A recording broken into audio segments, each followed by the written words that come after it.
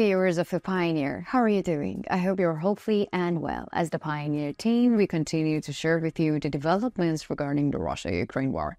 The Crimean Peninsula, one of the most important regions of the war between Russia and Ukraine, continues to be the place where incredible events are taking place. The great pressure exerted by the Ukrainian armed forces is having a great impact of the Russian armed forces, especially the developments related to the Kerch bridge connecting the Crimean Peninsula to the Russian mainland are of great importance for the future of the war. So the Crimean Peninsula is the top priority and the most important target of the Ukrainian armed forces. Work in this direction continues, and according to reports, the Crimean Peninsula was once again shaken by a series of explosions in recent days. Although the results of these explosions are not yet clearly known, it is a very remarkable development that should be followed in terms of showing that the Ukrainian armed forces can still target the Crimean Peninsula. So what are the latest situation about these developments?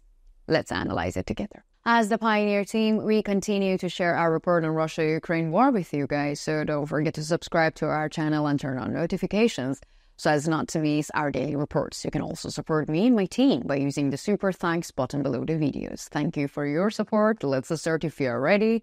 The Pioneer reports.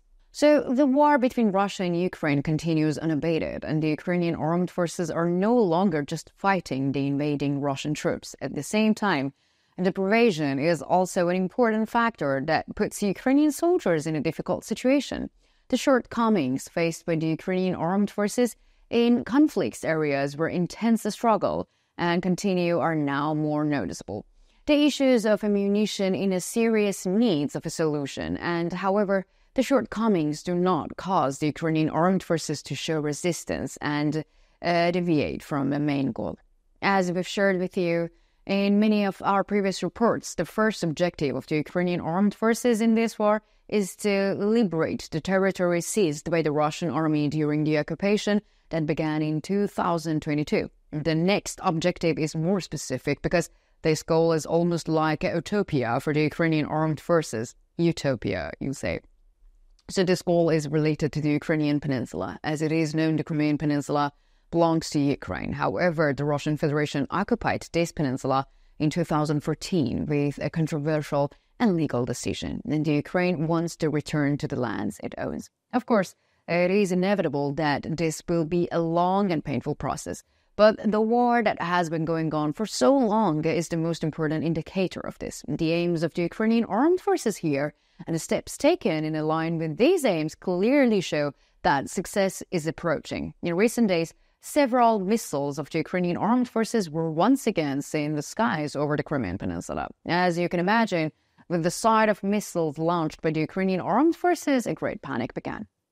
So what it is known, Russia has a very important weakness related to the Crimean Peninsula, and this weakness causes the Russian armed forces to constantly take new measures. The Kerch bridge. The Kerch bridge, which connects the Crimean Peninsula to the Russian mainland, has a very serious importance.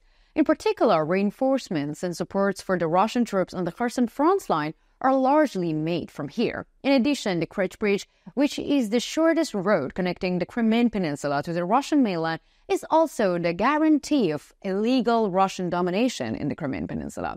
So, during the recent attacks by the Ukrainian armed forces, the Russian army was once again forced to close the Kerch bridge. Moreover, according to some sources, during this attack, a convoy with a large number of trucks bringing reinforcements to the Russian army had to turn back. As you know, one of the most important methods of the attacks of the Ukrainian armed forces is to destroy the needs of the Russian army even before these needs arrive on the front line. So therefore it seems that the Russian armed forces were clearly frightened and had to turn the convoy back because of this fear. So which targets were hit by the Ukrainian armed forces during the attacks that scared the Russian armed forces so much? So allegedly, the missile batteries of the Ukrainian armed forces turned their barrels particularly towards Sevastopol and its surroundings. So local sources have recently reported that explosions were heard at many points here. Of course, there was also another unexpected event, because the Ukrainian armed forces also hit Berdyansk, which had been relatively quiet for a long time. So I've already mentioned that the Berdyansk is a port city and of great importance for the Russian supplies. As you know, Berdyansk was also an important target during the summer offensives, and which the Ukrainian armed forces made great efforts. So let us recall. During the battles here, the Ukrainian armed forces also opened a line to the Berdyansk, aiming to divide the front line through this line. So according to the claims of some local sources, the fact that the Ukrainian armed forces have hit Berdyansk again is very interesting event that should be followed carefully. So recently, Ukrainian President Vladimir Zelensky announced that Ukraine was preparing to launch a new counterattack.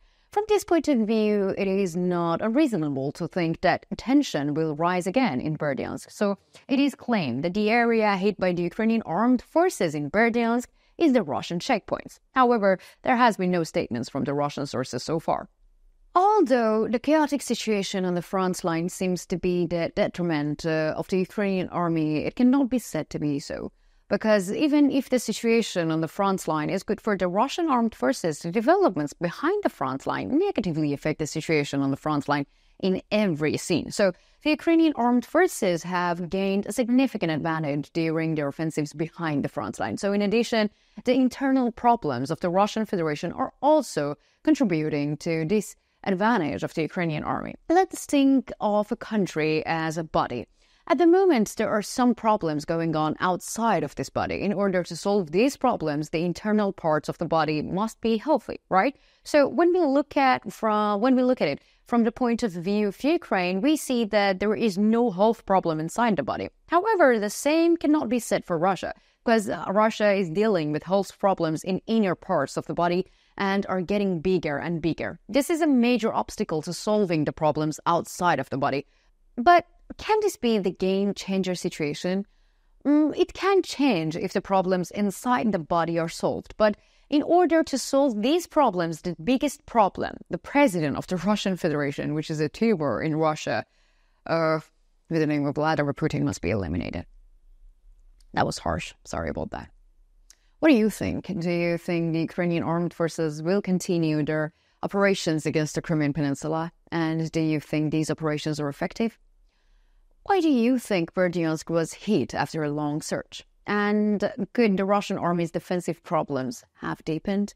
And what methods should be used and in units of the Ukrainian armed forces to follow? Let me know in the comments, because you know that I read and I care a lot about all of your comments.